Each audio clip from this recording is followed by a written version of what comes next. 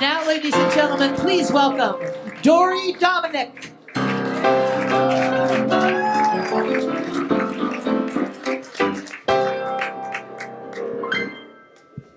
So, you like the dress? Yeah! I'll tell you in one word how I got into this dress. Spanx. Now that is not a kinky S&M reference, Spanx. Spanx is what is sometimes called a foundation garment. The only thing it's a foundation for is torture. It is a cross between underwear, a vice grip, and earth-moving equipment. You apply this apparatus to your body, and it proceeds to mush, push, squish, squash, amalgamate, and relocate everything the Lord gave you. This is not my right breast. This is my left thigh.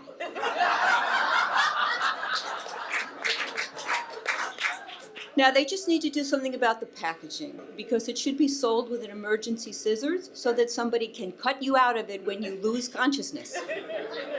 So while I'm still conscious, I will tell you that the 3 songs I'm going to do for you tonight tell a classic and timeless love story. I loved you, I screwed up, you dumped me, and now I have to get over you. So let me ask you this. Does anyone out there really enjoy singing the Star-Spangled Banner? No one knows what a rampart is. It's got that high screechy part that only coloratura and castrati can sing. It was never really meant to be a song.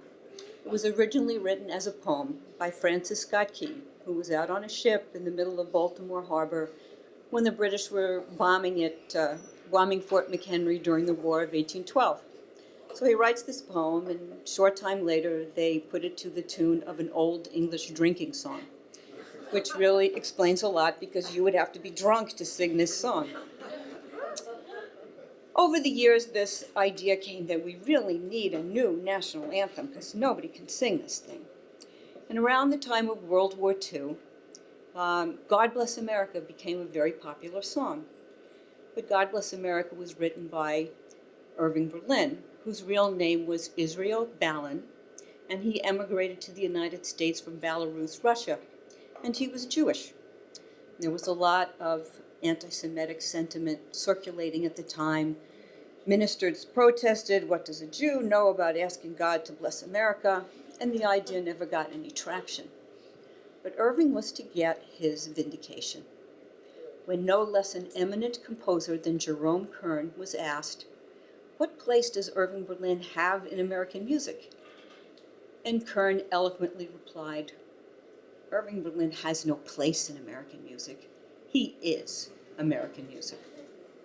So here from his vast catalog is How Deep is the Ocean?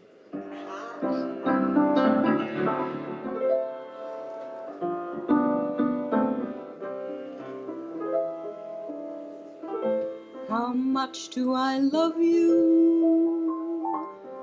I'll tell you no lie. How deep is the ocean? How high is the sky? How many times a day do I think of you? How many roses are sprinkled with dew? How far would I travel to be where you are? How far is the journey from here to a star? And if I ever lost you, how much would I cry? How deep is the ocean? How high is the sky? How far would I travel to be where you are? How far is the journey from here to a star? And if I ever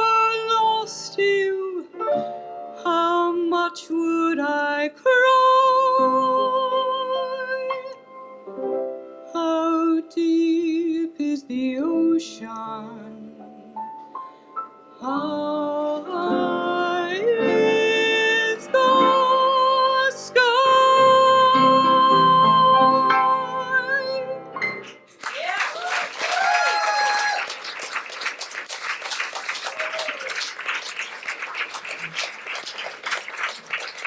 Thank you.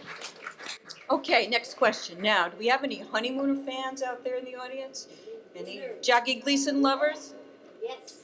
Well, Gleason had a lot of early success in television, and then in the 60s he went on to make some movies. In 1963, he made a movie called Papa's Delicate Condition. Now, Papa had some impulse control issues, and when he would make some errors in judgment, he would drink a little too much, hence his condition. And in this movie, he stars opposite Glynis Johns, who you may recall was the suffragette mother in Mary Poppins. And he sings this song to her by way of apology. It's by Sammy Cahn and Jimmy Van Heusen, and it won the Oscar that year for Best Song. Call Me Irresponsible.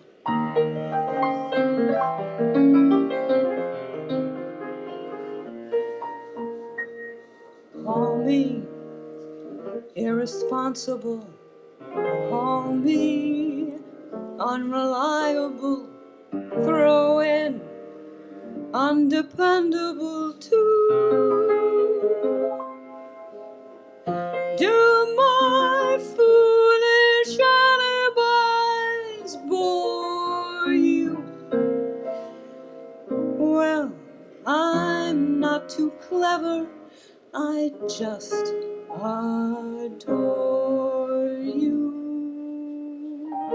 Call me unpredictable, tell me I'm impractical. Rainbows I'm inclined to pursue. Call me irresponsible, yes, I'm unreliable, but it's undeniably true. I'm irresponsibly mad for you. Call me unpredictable, tell me I'm impractical. Rainbows I'm inclined to pursue. Call me irresponsible, yes, I'm unreliable, but it's undeniably true. I'm irresponsibly mad for you.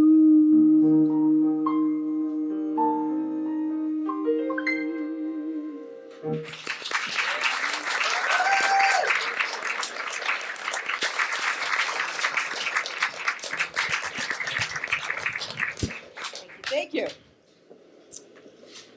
All right, now, the silent age of movies gave us the names Max Sennett and Mabel Normand. Max Sennett was of the Keystone Cops, and Mabel Normand starred opposite Charlie Chaplin in a lot of his films.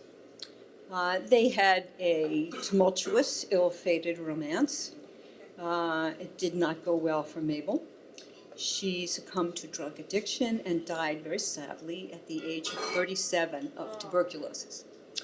In 1974, Jerry Herman wrote a show called Mac and Mabel, and it fictionalized and somewhat sanitized their relationship. And in the show, Mabel has to come to grips with the end of their relationship, and she sings this song, Time Heals Everything.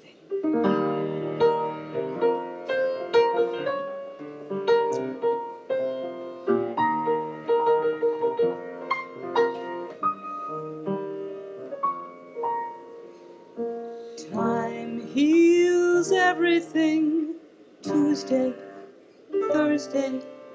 Time heals everything. April, August. If I'm patient, the break will mend, and one fine morning the hurt will end. So make the moments fly. Autumn, winter, I'll forget you by next year, some year.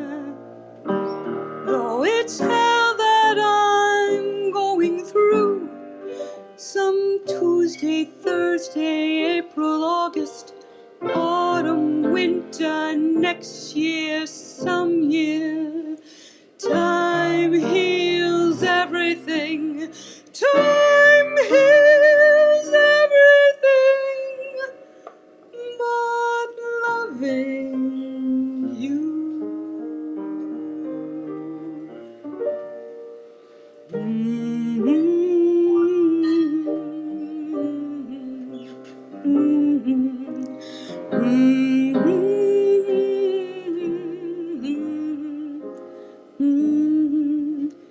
If I'm patient, the break will mend, and one fine morning the hurt will end. So make the moments fly. Autumn, winter, I'll forget you by next year, some year.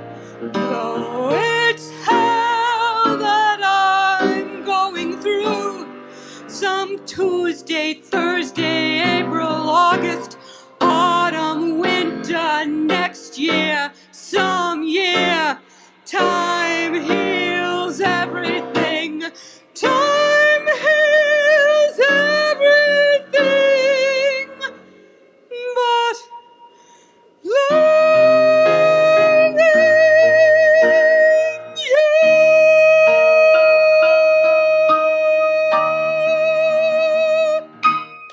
Dorrie Dominique, ladies and gentlemen.